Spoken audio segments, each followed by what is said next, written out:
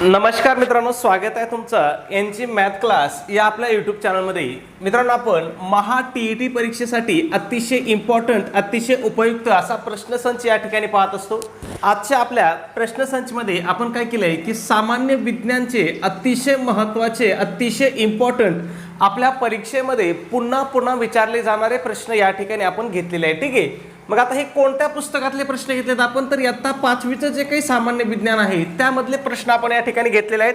कारण तुम्हाला माहिती आहे की इयत्ता 5वीच्या सामान्य विज्ञानमधून ज्यांना पेपर 1 द्यायचा आहे त्यांना पेपर 1 मधल्या परिसर अभ्यासमध्ये काय होतात, 2 ते 3 प्रश्न काय केले जातात, 5वीच्या विज्ञानमधून विचारले जातात. आणि ज्यांना पेपर 2 द्यायचा आहे परंतु त्यांचा काय आहे, गणित विज्ञान आहे, त्यांना या विज्ञान पुस्तकातून 3 ते 4 प्रश्न या ठिकाणी काय केले जातात, विचारले जातात. ठीक आहे. म्हणून तुमचा पेपर 1 असो किंवा पेपर 2 असो, तुमच्या दोन्ही पेपरसाठी हे काय आहे, अतिशय महत्त्वाचं, अतिशय इम्पॉर्टंट असं हे लेक्चर असणार आहे. ठीक आहे. मग या ठिकाणी तुमचा जास्त वेळ घेणार नाही.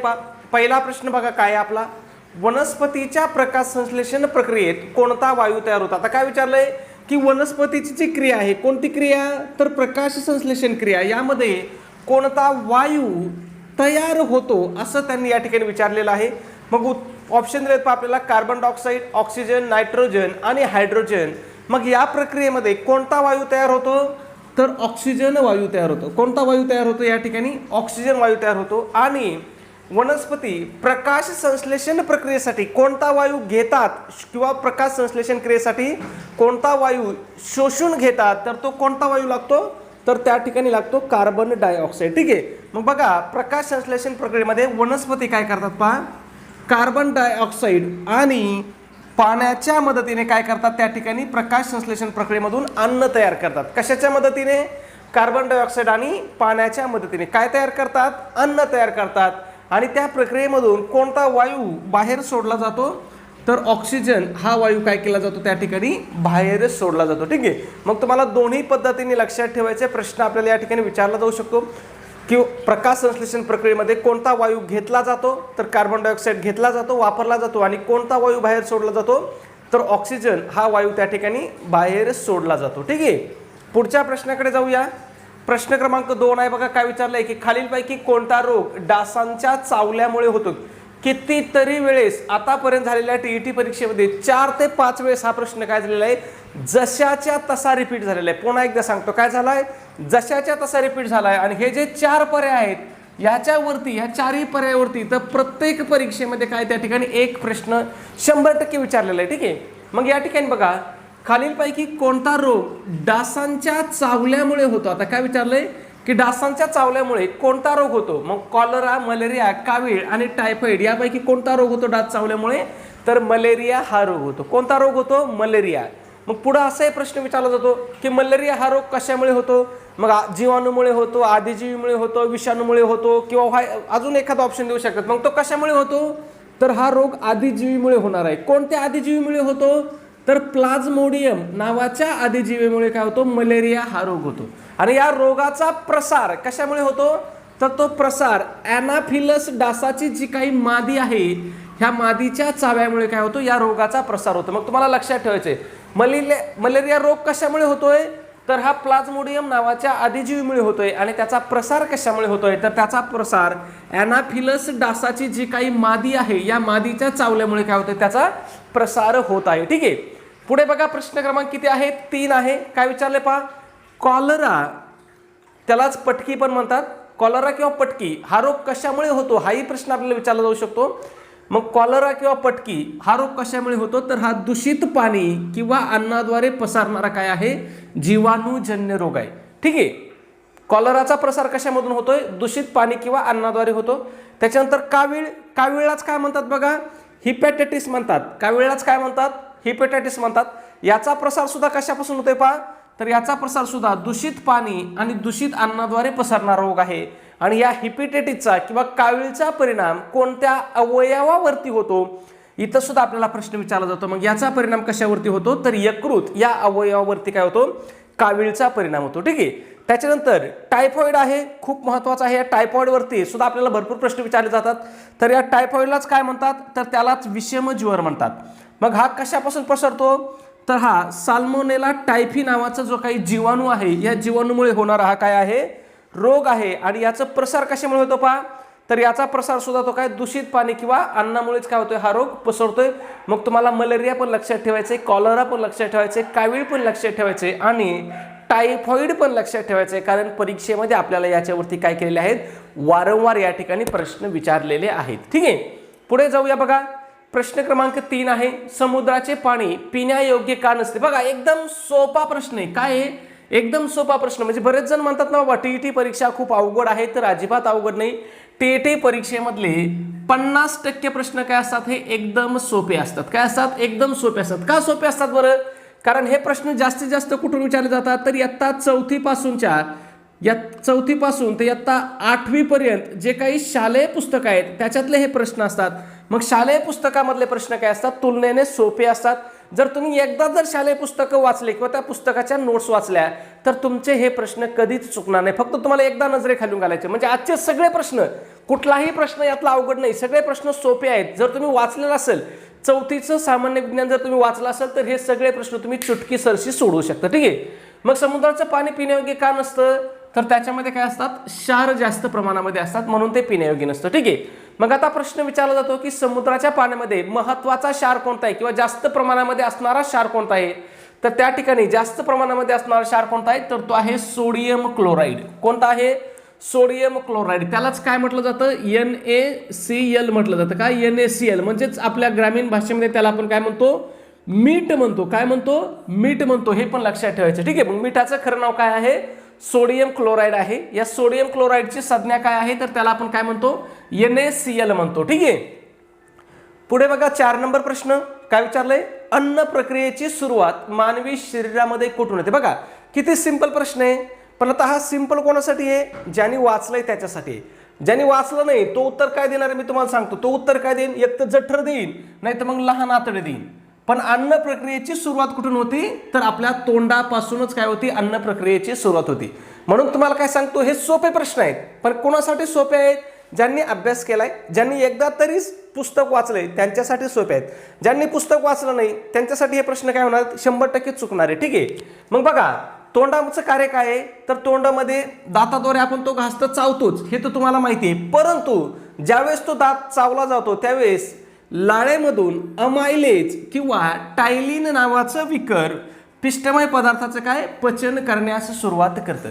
मग इथं असाही प्रश्न विचारला जातो की आपल्या लाळेमधून कोणतं घटक किंवा कोणतं विकर अन्नामध्ये मिसळलं जातं, तर कोणतं, अमायलेज किंवा काय, टायलिन. ठीक आहे, इथं टायलिन नाव लक्षात ठेवायचं. या टायलिन नावावरती परीक्षेत आतापर्यंत प्रश्न विचारलेले आहेत. मग कोणतं विकर लाळेमध्ये विसरलं जातं, लाळेतून अन्नामध्ये, तर टायलिन नावाचं विकर. आणि टायलिन नावाच्या विकराचं कार्य काय आहे, तर याचं कार्य काय आहे, पिष्टमय पदार्थाचं पचन करण्याचं कार्य आहे. त्याच्यानंतर बघा आपल्या तोंडातून अन्न पुढं ते अन्न नलिकेतून कुठं जातं, जठरामध्ये जातं. कुठं जातं, जठरामध्ये जातं. मग जठरामध्ये गेलं त्याच्यामध्ये काय होतं, हायड्रोक्लोरिक ऍसिड मिसळलं जातं. काय मिसळलं जातं, हायड्रोक्लोरिक ऍसिड. आणि पेप्सिन नावाच्या विकराच्या मदतीने इथं काय होतं, प्रथिनांचं पचन सुरू होतं. ठीक आहे, हे हायड्रोक्लोरिक त्यालाच काय म्हणतात, HCl म्हणतात. हे पण लक्षात ठेवायचे, शॉर्ट फॉर्म पण तुम्हाला लक्षात ठेवायचे ना. हायड्रोक्लोरिक ऍसिडलाच काय म्हणतात, HCl म्हणतात. हे कुठे मिसळलं जातं अन्नामध्ये, तर आपल्या जठरामध्ये मिसळलं जातं. त्याचबरोबर याच्यासोबत अजून एक घटक मिसळला जातो. तो घटक कोणता आहे, पेप्सिन आहे. आणि हा पेप्सिन कशाचं कार्य करतो, तर पेप्सिन हा प्रथिनांच्या पचनास काय करतो, मदत करतो. ठीक आहे, त्याच्यानंतर बघा जठरातून अन्न कुठं जातं, आपल्या लहान आतड्यामध्ये जातं. मग इथं प्रश्न विचारला जातो की आपल्या शरीरामध्ये सर्वात जास्त अन्नाचं शोषण कोणत्या ठिकाणी होतं, तर सगळ्यात जास्त अन्नाचं शोषण कुठं होतं, ते लहान आतड्यामध्ये होतं. मग बघा अन्नाचं सर्वाधिक पचन आणि पोषक तत्वांचं शोषण हे काय होतं, लहान आतड्यामध्ये सगळ्यात जास्त होतं. ठीक आहे, त्याच्यानंतर ते अन्न लहान आतड्यातून कुठं जातं, तर ते जातं मोठ्या आतड्यामध्ये. आणि या मोठ्या आतड्यामध्ये काय होतं, तर अन्नाचं पचनही होत नाही आणि या पोषक तत्वाचं शोषणही होत नाही. या मोठ्या आतड्यामध्ये काय होतं, फक्त अन्नातील पाण्याचं शोषण होतं. कशाचं शोषण होतं, पाण्याचं शोषण होतं. आणि उरलेला टाकाऊ पदार्थ काय केला जातो, आपल्या शरीराबाहेर टाकण्याचं कार्य केलं जातं. मग प्रश्न आपल्याला विचारला जातो की मानवी शरीरामध्ये पाण्याचं शोषण करणारा खालीलपैकी भाग कोणता किंवा अवयव कोणता, आणि पर्याय देतील तोंड, जठर, लहान आतडे आणि मोठे आतडे. मग पाण्याचं शोषण करण्याचं काम कोणाचं आहे, तर हे मोठ्या आतड्याचं आहे. ठीक आहे, खूप महत्त्वाची माहिती आहे मित्रांनो, त्याच्यामुळे व्हिडिओ अजिबात पळवू नका, व्यवस्थित पहा. याच्यामधला शब्द ना शब्द हा काय आपल्या फायद्याचा आहे, आपल्या उपयोगाचा आहे. ठीक आहे, पुढे बघा प्रश्न क्रमांक 5, हवेच्या दाबाचा शोध लावणारा शास्त्रज्ञ कोण? ऑप्शन दिलेत गॅलिलिओ, टोरिसेली, न्यूटन आणि आर्किमिडीज. मग इथं हवेच्या दाबाचा शोध लावणारा शास्त्रज्ञ कोणता आहे? तर तो टोरिसेली आहे. कोण आहे? इव्हांजेलिस्टा टोरिसेली. हा कोण होता? इटालियन होता. आणि याने कधी शोध लावला हवेच्या दाबेचा? तर तो 1643 मध्ये त्याने हवेच्या दाबेचा शोध लावला आणि त्याने जगातील पहिले पारावायुदाब मापक तयार केलं होतं. मग प्रश्न आता इथं पुन्हा असा विचारला जाऊ शकतो की जगातील पहिले पारावायुदाब मापक, त्यालाच काय म्हणतात? मर्क्युरी बॅरोमीटर, कोणी तयार केले? मग हे कोणी तयार केलं? तर ह्या टोरिसेलीने तयार केलं होतं. आता फक्त इथं आपल्याला टोरिसेलीच महत्वाचं आहे का? तर नाही बाबा, आपल्याला गॅलिलिओ पण महत्वाचा आहे, न्यूटन पण महत्वाचा आहे आणि आर्किमिडीज पण महत्वाचा आहे, कारण त्यांच्यावरती आपल्याला परीक्षेत प्रश्न विचारले जातात. मग या ठिकाणी बघा, गॅलिलिओ यांनी कशाचा शोध लावलेला आहे? तर गॅलिलिओ यांनी दुर्बिणीचा शोध लावलेला आहे. प्रश्न परीक्षेमध्ये वारंवार विचारलेला आहे काय की दुर्बिणीचा शोध कोणी लावला? तर दुर्बिणीचा शोध कोणी लावलेला आहे? गॅलिलिओने लावलेला आहे. आणि सगळ्यात महत्वाचं, हा जो टोरिसेली आहे हा कोण होता? तर हा ह्या गॅलिलिओचा शिष्य होता. टोरिसेली कोण होता? तर या गॅलिलिओचाच काय होता? शिष्य होता. आणि त्याने पुढे कशाचा शोध लावला? तर वायुदाब मापकाचा शोध लावला. आता अजून एक इथे महत्वाचा प्रश्न मोजला जातो की हवेचा दाब मोजण्यासाठी कोणतं एकक वापरतात? मग हवेचा दाब मोजण्यासाठी काय? बार किंवा पास्कल हे एकक वापरलं जातं. ठीक आहे, लक्षात ठेवायचं. प्रश्न विचारला जातो. अजून एक प्रश्न विचारला जातो की खालीलपैकी कोणत्या ठिकाणी हवेचा दाब हा सर्वाधिक असतो? मग हवेचा दाब सर्वाधिक कुठं असतो? तर तो समुद्र सपाटीला काय असतो? हवेचा दाब सर्वाधिक असतो. आणि आपण जसं जसं उंचावर जाऊ तसं तसा हवेचा दाब काय होतो हे विचारलं जातं. मग जसं जसं उंचावरती जाऊ तसा तसा हवेचा दाब काय होतो मित्रांनो? कमी होत जातो. हवेचा दाब जसं उंच जाऊ तसा काय होतो? कमी होत जातो. ठीक आहे, त्याच्यानंतर बघा न्यूटन आहे. न्यूटनवरती तर आपल्याला भरपूर सारे प्रश्न विचारले जातात. मग न्यूटनने काय केलेलं आहे? तर यांनी गुरुत्वाकर्षणाचा शोध लावून गुरुत्वाकर्षणाचे नियम मांडलेत. त्याचबरोबर गतीचे नियम सुद्धा कोणी मांडलेले आहेत? न्यूटननी मांडलेले आहेत, कारण या दोन्ही ठिकाणी आपल्याला प्रश्न परीक्षेत विचारला जातो. ठीक आहे, त्याच्यानंतर आर्किमिडीज तुम्हाला माहिती आहे. आर्किमिडीजने कशाचा शोध लावलेला आहे किंवा कोणते नियम दिले? तर यांनी तर्फेचा नियम आणि द्रायूच्या उत्प्लावकतेचा नियम किंवा उत्प्लावकतेचा सिद्धांत शोधून काढलेला आहे. ठीक आहे, मग प्रश्न आपल्याला विचारला जातो की खालीलपैकी कोणी द्रायूंच्या उत्प्लावकतेचा सिद्धांत शोधून काढला? तर तो कोणी शोधून काढलेला आहे? आर्किमिडीजने शोधून काढलेला आहे. ठीक आहे, पुढचा प्रश्न बघूया. 6 नंबर महत्वाचा प्रश्न आहे. मानवी शरीरात रक्ताभिसरण संस्थेचे कार्य कोण चालवतं? कशाचं कार्य? रक्ताभिसरण संस्थेचं कार्य. मग कोण चालवतं बाबा हे कार्य? तर हे कार्य यकृत चालवतं. मग यकृताचं महत्वाचं कार्य काय आहे? प्रश्न आपल्याला विचारला जातो की आपलं यकृत म्हणतोय, हृदय काय? हृदय. रक्ताभिसरण संस्थेचं कार्य कोण चालवतं? हृदय चालवतं. मग हृदयाचं सगळ्यात महत्वाचं काम काय असतं? तर शरीरातील सर्व भागांना शुद्ध रक्ताचा पुरवठा करतं. आणि अजून काय काम करतं ते? तर जे अशुद्ध रक्त आहे ते अशुद्ध रक्त फुफ्फुसाकडे शुद्धीकरणासाठी पाठवण्याचं काम सुद्धा काय करतं? हृदय करतं. इथं अजून एक प्रश्न विचारला जातो की मानवी हृदय हे किती कप्प्यांचं असतं? मग मानवी हृदय हे किती कप्प्यांचं असतं मित्रांनो? तर ते 4 कप्प्यांचं असतं. खूप महत्वाचं आहे, परीक्षेत याच्यावरती वारंवार प्रश्न विचारलेत. आता आपण बघूया बाकीचे जे काही पर्याय आहेत बाबा, त्यांच्यावरती सुद्धा आपल्याला प्रश्न विचारतात. मग त्यांचं कार्य काय आहे ते बघूया. तर फुफ्फुस आहे. मग फुफ्फुसाचं मुख्य कार्य काय आहे? तर फुफ्फुसाचं मुख्य कार्य काय आहे? रक्तामध्ये ऑक्सिजन मिसळवणे हे काय आहे? फुफ्फुसाचं महत्वाचं कार्य आहे. आणि त्या रक्तामधला कार्बन डायऑक्साईड बाहेर टाकणे हे काय आहे? फुफ्फुसाचं महत्वाचं काम आहे.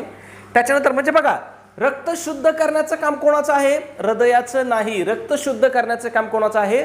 फुफ्फुसाचं आहे. हृदय हे फक्त काय आहे? तो एक पंप आहे. शुद्ध रक्त तो बाकीच्या अवयवाकडे पाठवतो आणि अशुद्ध रक्त कुठं पाठवतो? फुफ्फुसाकडे पाठवतो. आणि मग फुफ्फुस काय करतोय? त्या अशुद्ध रक्ताचं काम काय करतोय? शुद्ध रक्तामध्ये करण्याचं काम करतोय. म्हणून प्रश्न जर विचारला की खालीलपैकी कोणता अवयव रक्त शुद्ध करण्याचं काम करतो किंवा रक्तामध्ये ऑक्सिजन मिसळण्याचं काम करतो किंवा रक्तामधला कार्बन डायऑक्साईड बाहेर काढण्याचं काम करतो, तर हे सगळं काम कोण करतंय? फुफ्फुस करतंय. आणि कशाद्वारे करतंय हे? तर हे आपल्या श्वसनाद्वारे करतं. ठीक आहे, त्याच्यानंतर यकृत हा सगळ्यात महत्वाचा प्रश्न आहे. तर यकृत हे काय आहे? शरीरातील सर्वात मोठी ग्रंथी आहे. मग प्रश्न परीक्षेमध्ये आपल्याला विचारला जातो की शरीरातील मानवी शरीरामधील सगळ्यात मोठी ग्रंथी कोणती आहे? तर कोणती आहे? तर ते यकृत आहे. यकृताचं काम काय आहे तर हे पचन क्रियेला काय करतंय मदत करतं आणि सगळ्यात महत्त्वाचं रक्तातील विषारी पदार्थ बाहेर काढण्याचं काम कोण करतंय तर हे यकृत करतं. खूप महत्त्वाचं आहे. ठीक आहे.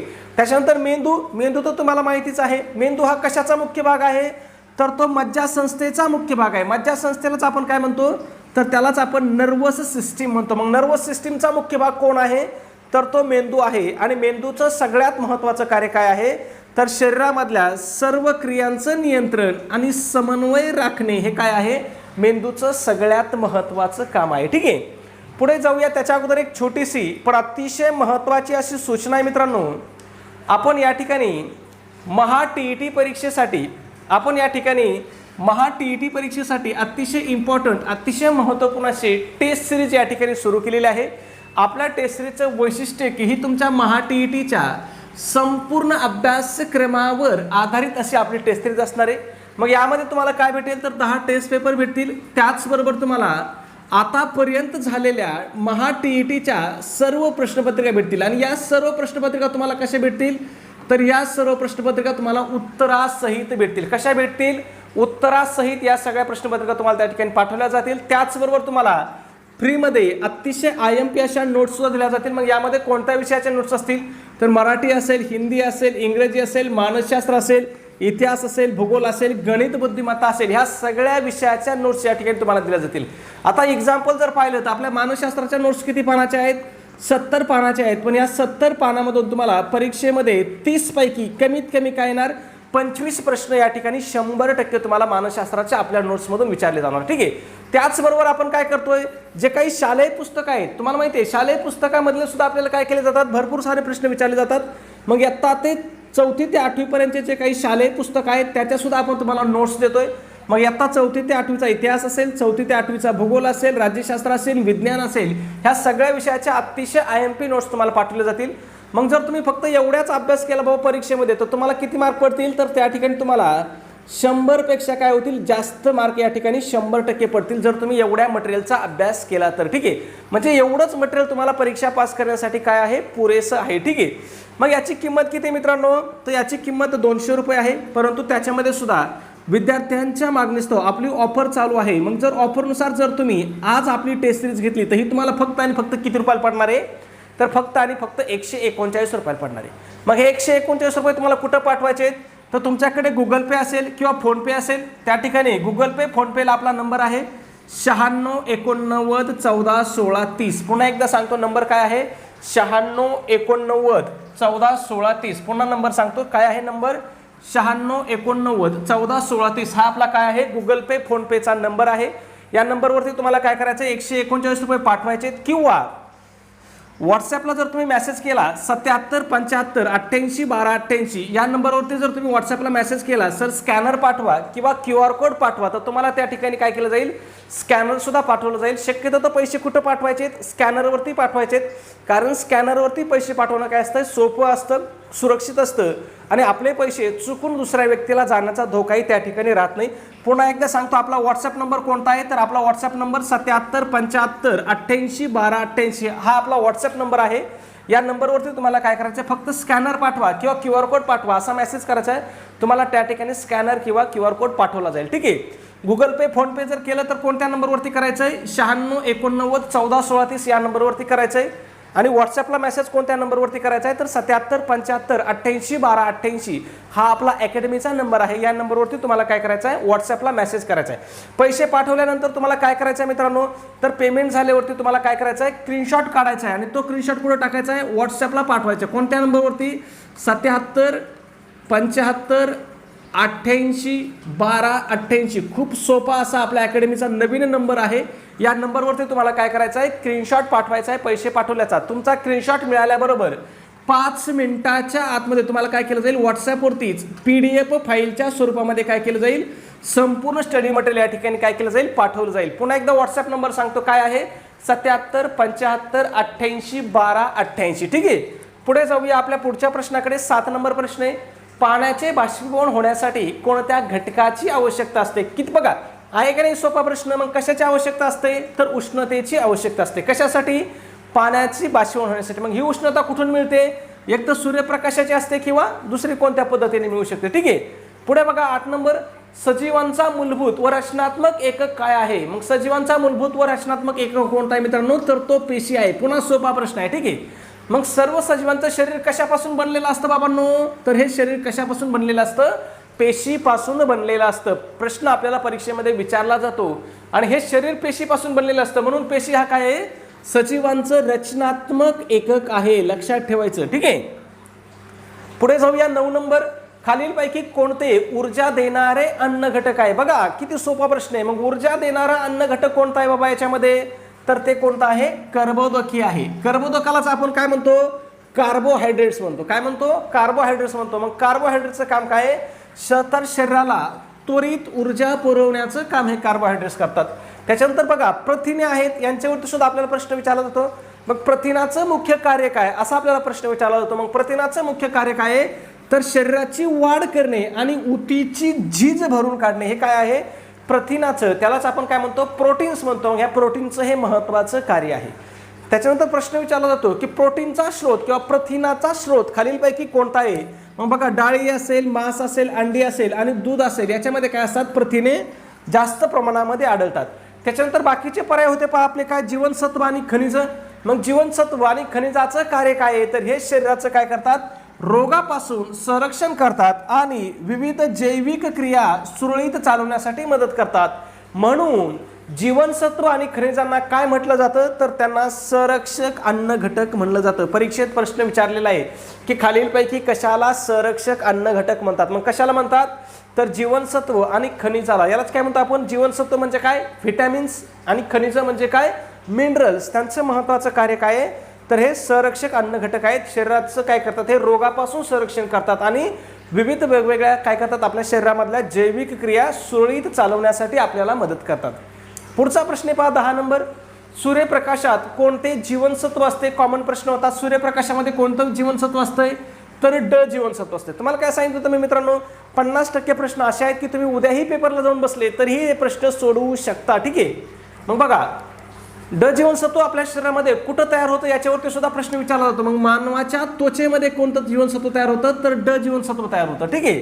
त्याच्यानंतर या ड जीवनसत्वाचं कार्य काय बघा, तर हे जीवनसत्व काय करतं, हाडे आणि दात मजबूत करण्यासाठी काय करतं, शरीराला कॅल्शियम शोषून घेण्यास मदत करतं. ठीक आहे. प्रश्न आपल्याला विचारला जातो की खालीलपैकी कोणतं जीवनसत्व कॅल्शियम शोषून घेण्यास मदत करतं किंवा हाडे आणि दात मजबूत करण्यास मदत करतं, तर कोणतं जीवनसत्व आहे ते, व्हिटॅमिन ड आहे. आणि अजून सगळ्यात महत्त्वाचा प्रश्न विचारला जातो की व्हिटॅमिन डीच्या अभावामुळे लहान मुलामध्ये कोणता रोग आढळतो, तर कोणता रोग आढळतो, तर हा मुळतूस रोग आढळतो. कशाच्या कमतरतेमुळे, व्हिटॅमिन डीच्या कमतरतेमुळे.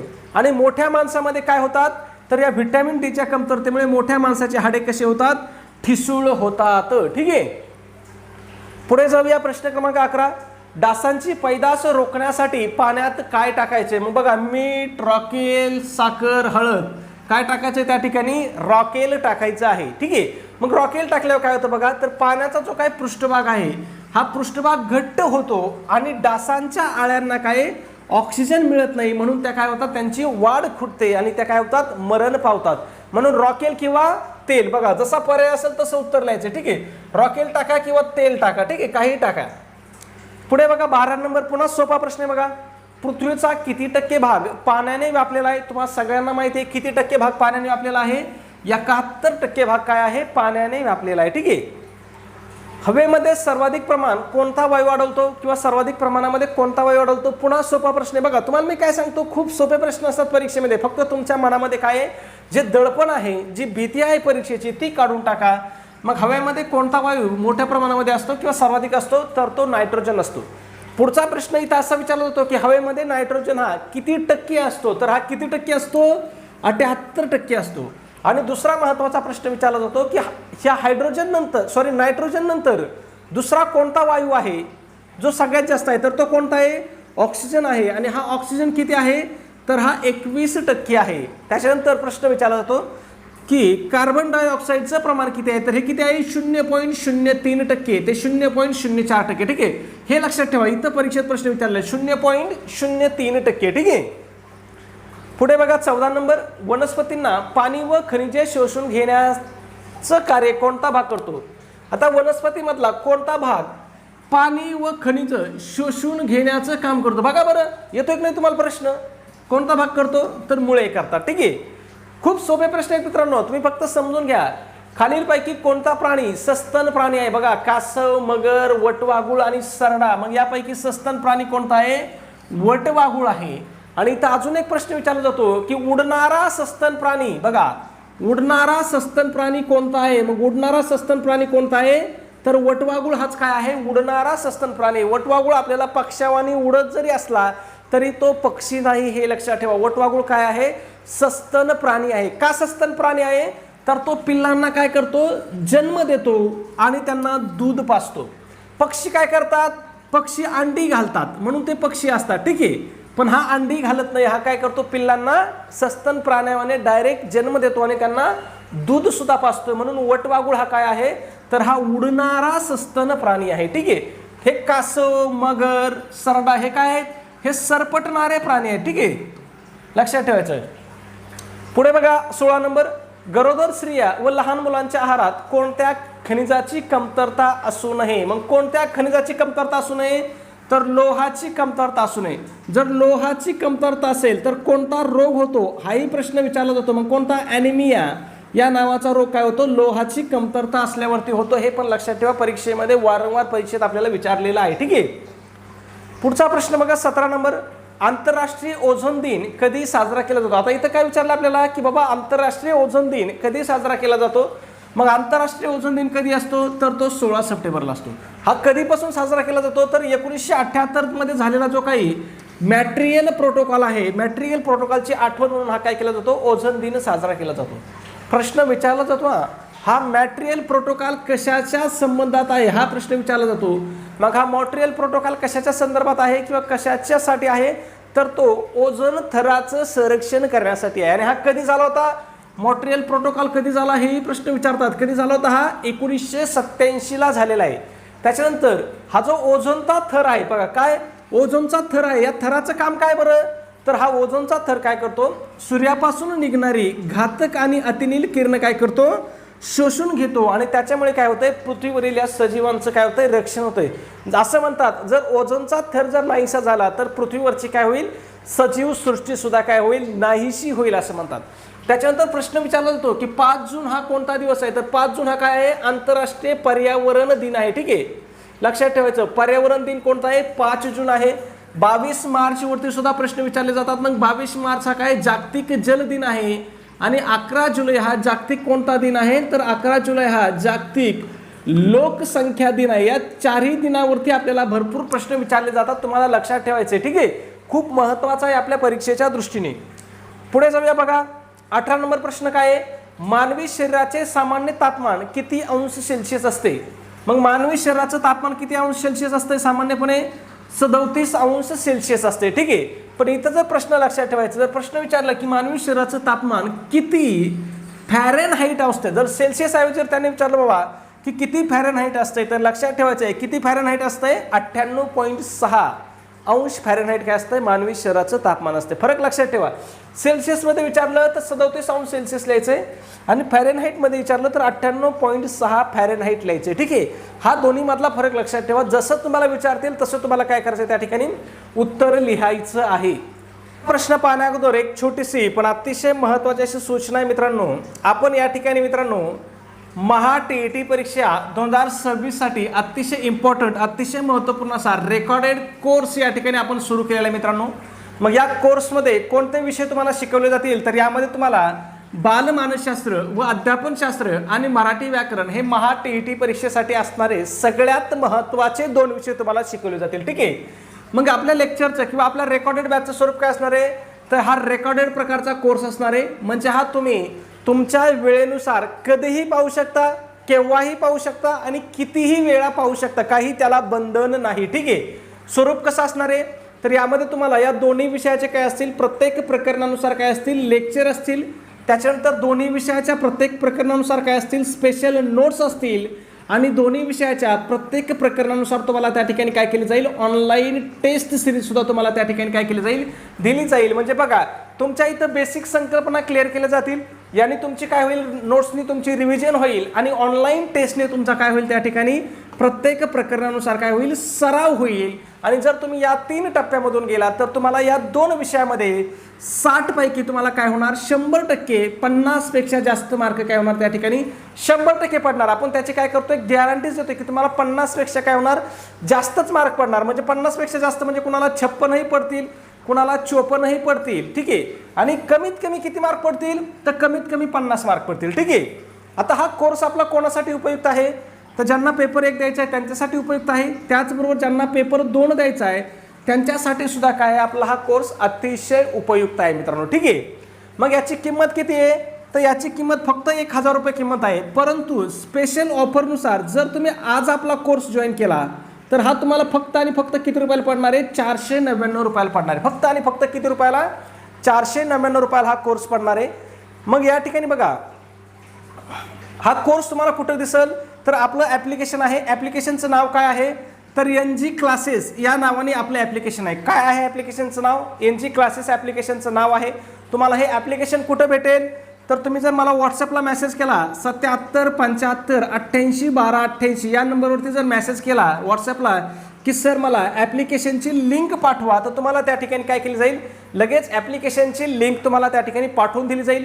किंवा तुम्ही डायरेक्ट गुगल प्ले स्टोअरवरूनही डाउनलोड करू शकता, किंवा तुम्ही आपल्या व्हिडिओच्या डिस्क्रिप्शनमधून सुद्धा काय करू शकता, ॲप्लिकेशन त्या ठिकाणी डाउनलोड करू शकता. ॲप्लिकेशनमध्ये तुम्हाला किती रुपये पेमेंट करावं लागेल, 499 रुपये कोर्सची फी आहे आणि 24 रुपये GST इतर चार्जेस असतात. असे तुम्हाला ॲप्लिकेशनमध्ये काय करावं लागतील, 523 रुपये पेमेंट करावं लागते. किती रुपये करावं लागते, 523 रुपये. ज्यांना कुणाला ॲप्लिकेशनमध्ये पेमेंट करता येत नाही त्यांनी या नंबरवरती गुगल पे किंवा फोनपेला, कोणत्या नंबरवरती, 96 89 14 16 30 या नंबरवरती गुगल पे किंवा फोनपेला 499 रुपये जरी पाठवले तरी मी तुम्हाला काय करेल, त्या ठिकाणी कोर्सला त्या ठिकाणी जॉईन करेल मित्रांनो. ठीक आहे.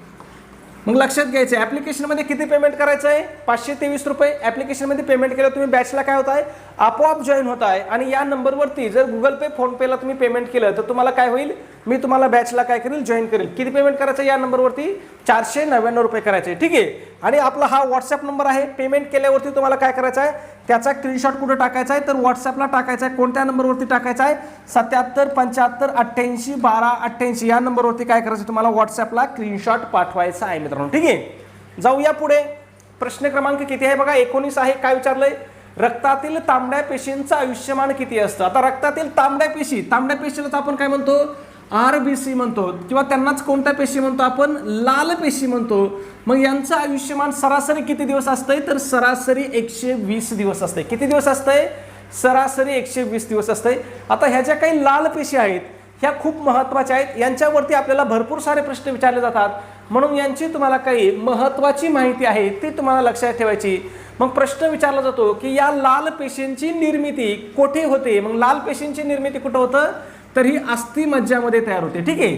त्याच्यानंतर प्रश्न विचारला जातो की लाल पेशींचं कार्य काय आहे, तर यांचं कार्य काय आहे, फुफ्फुसातून शरीराच्या इतर भागामध्ये ऑक्सिजन पोहोचवणे आणि कार्बन डायऑक्साईड काय करणे, बाहेर काढणे, किंवा कार्बन डायऑक्साईड पुन्हा फुफ्फुसाकडे घेऊन येणं, हे काय आहे, लाल पेशींचं कार्य आहे. ठीक आहे. ह्या किती दिवसांनी नष्ट होतात बघा, 120 दिवसानंतर नष्ट होतात. पण ह्या कुठं नष्ट होतात, तर ह्या प्लीहामध्ये जाऊन किंवा यकृत किंवा अस्थिमज्जाद्वारे हे काय होतात, ह्या पेशी बाहेर काढल्या जातात, मेलेल्या पेशी. ठीक आहे. म्हणून प्लीहाला काय म्हटलं जातं, तर प्लीहाला तांबड्या पेशींचं स्मशानभूमी म्हणलं जातं. प्रश्न आपल्याला वारंवार विचारला जातो की तांबड्या पेशींची स्मशानभूमी कशाला म्हणतात, तर ते कशाला म्हणतात, प्लीहाला म्हणतात. का म्हणतात, तर तिथे या पेशींचं काय होतं, विघटन होतं. मग तुम्हाला लक्षात ठेवायचं आहे, तांबड्या पेशींची किंवा लाल पेशींची निर्मिती कुठं होते, अस्थिमज्जेमध्ये. त्यालाच काय म्हणतात, बोन मॅरो म्हणतात. आणि ह्या नष्ट कुठं होतात, तर ह्या नष्ट प्लीहामध्ये होतात. दोन्ही मधला फरक लक्षात ठेवा. जर निर्मिती कुठं होते असं विचारलं तर तुम्हाला उत्तर लिहायचं आहे, अस्थिमज्जेमध्ये तयार होतात. आणि ह्या नष्ट कुठं होतात किंवा मरण कुठं पावतात, तर ह्या प्लीहामध्ये मरण पावतात. ठीक आहे. दोन्ही मधला फरक लक्षात ठेवायचा आहे. यांचं सरासरी आयुष्यमान किती आहे, 120 दिवस आहे. ठीक आहे. पुढे बघा 22 नंबर, दूषित पाण्यामुळे कोणता रोग होतो. तुम्हाला बघा मी पहिले एका प्रश्नाच्या स्पष्टीकरणामध्ये तुम्हाला सांगितलं होतं की दूषित पाण्यामुळे कोणता रोग होतो, तर कावीळ होतो. या कावीळाच काय म्हणतात, तर या कावीळाच हिपेटायटिस म्हणतात. कारण प्रश्नामध्ये कधी कधी ऑप्शन कावीळाऐवजी तुम्हाला काय देऊ शकतात, हिपेटायटिस सुद्धा देऊ शकतात. मग हिपेटायटिसचा प्रसार कशामुळे होतोय, तर दूषित पाणी किंवा दूषित अन्नाचं सेवन केल्यामुळे काय होतं, याचा प्रसार होतोय. आणि हा हिपेटायटिस किंवा हा हिपेटायटिस किंवा कावीळ हा कशाचा आहे किंवा हा कोणत्या अवयवाला होणारा रोग आहे, तर हा कोणत्या अवयवाचा आजार आहे, तर हा यकृताचा आजार आहे. म्हणजे यकृताला होणारा हा काय आहे, रोग आहे. प्रश्न याच्यावरती सुद्धा आपल्याला विचारले जातात. ठीक आहे. पुढे बघा 21 नंबर, खालीलपैकी कोणते खत सेंद्रिय खत आहे. बघा किती कॉमन प्रश्न आहे. मग बघा युरिया, सुपर फॉस्फेट, गांडूळ खत आणि अमोनिया हा काय आहे. मग गांडूळ खत काय आहे, हे खत सेंद्रिय खत आहे. हे बाकीचे जे आहेत urea, super phosphate, ammonia phosphate हे कोणते खत आहेत, तर यांना आपण काय म्हणतो, रासायनिक खत म्हणतो. काय म्हणतो, रासायनिक खत म्हणतो. यांना काय म्हणतो आपण, रासायनिक खत म्हणतो. आणि गांडूळ खत हे काय आहे, सेंद्रिय खत आहे. सेंद्रिय खत कशापासून तयार केलं जातं बघा, तर सेंद्रिय खत हे काय, वनस्पती व प्राणी यांच्या अवशेषापासून तयार केलं जातं. ठीक आहे. पुढे बघा 22 नंबर, मानवी कवटीमध्ये किती हाडे असतात. खूप वेळेस प्रश्न विचारलेला आहे. मग मानवी कवटीमध्ये एकूण किती हाडे असतात, 22 हाडे असतात. ह्या 22 हाडांचं विभाजन सुद्धा काय पुन्हा मुख्य 2 भागामध्ये केलं जातं. मग त्याच्यामध्ये एक भाग असतो करोटी, म्हणजे हा वरचा मेंदूच्या वरचं जे आवरण असतं त्याचा भाग असतो. त्याच्यामध्ये किती हाडे असतात, 8 हाडे असतात. आणि यांचं कार्य काय असतं, तर मेंदूचं रक्षण करणं हे या हाडांचं कार्य असतं. ठीक आहे. कवटीचं कार्यच काय असतं, तर कवटीचं कार्य काय आहे, तर आपल्या मेंदूचं रक्षण करणं आहे. आणि आपला जो चेहरा आहे, या चेहऱ्यावरती किती हाडं असतात, तर चेहऱ्यामध्ये 14 हाडे असतात. ठीक आहे. प्रश्न विचारलेला आहे म्हणून तुम्हाला लक्षात ठेवायचं आहे. पुढे जाऊया 22 नंबर, दुधाचे दह्यात रूपांतर करणाऱ्या जीवाणूचं नाव काय. कॉमन प्रश्न आहे. कोणता जीवाणू आहे, तर तो लॅक्टोबॅसिलस हा जीवाणू आहे. पुढे बघा 24 नंबर, कोणत्या जीवनसत्वाच्या अभावी रात आंधळेपणा होतो. हा सुद्धा कॉमन प्रश्न आहे. मला माहिती आहे तुम्हाला सगळ्यांना माहीत आहे मित्रांनो. ठीक आहे. मग कोणत्या जीवनसत्वाच्या अभावाने रात आंधळेपणा होतो, तर व्हिटॅमिन अ च्या अभावाने काय होतो, रात आंधळेपणा होतो.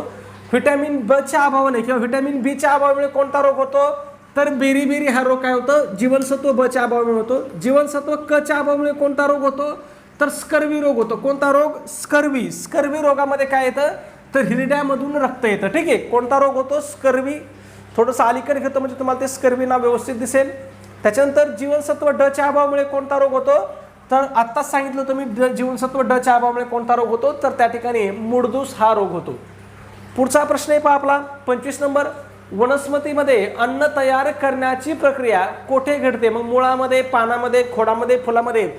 मला वाटतं वरती एका प्रश्नामध्ये मी तुम्हाला स्पष्टीकरण दिलं होतं की वनस्पतीमध्ये अन्न कुठं तयार होतं, पानामध्ये तयार होतं. कशाच्या साहाय्याने होतं पहा, तर हरित द्रव्य असतं पानामध्ये, त्याच्या साहाय्याने काय केलं जातं, प्रकाश संश्लेषण क्रियेमध्ये काय केलं जातं, अन्न तयार केलं जातं. प्रकाश संश्लेषण क्रियेसाठी काय वापरलं जातात, वनस्पती काय वापरतात, तर हवेतला कार्बन डायऑक्साईड वापरतात आणि त्यांच्याकडून खोडामधून आणलेले पाणी आणि क्षार वापरतात. ठीक आहे. आता अजून एक प्रश्न विचारत होतो की खालीलपैकी कशाला वनस्पतीचे स्वयंपाकघर म्हणतात. मग कशाला वनस्पतीचं स्वयंपाकघर म्हणतात, तर या पानांनाच काय करतात, वनस्पतीचं स्वयंपाकघर म्हणतात. प्रश्न परीक्षेत विचारलेला आहे. ठीक आहे. पुढचा आणि आपला शेवटचा प्रश्न पहा 26 नंबर, खालीलपैकी कोणते खत सेंद्रिय खत आहे. आता काय विचारलंय की खालीलपैकी कोणतं खत हे सेंद्रिय खत आहे असं आपल्याला विचारलंय. मग या प्रश्नाचं उत्तर काय करायचं मित्रांनो तुम्हाला कमेंटमध्ये सांगायचं आहे. त्याचबरोबर चॅनलला सबस्क्राईब केलं नसेल तर लगेच सबस्क्राईब करा. व्हिडिओ आवडला असेल तर प्लीज व्हिडिओला एक लाईक करा आणि आपला व्हिडिओ तुमच्या मित्राला, तुमच्याकडे असणाऱ्या शैक्षणिक ग्रुपला नक्की काय करत चला, शेअर करत चला. धन्यवाद मित्रांनो.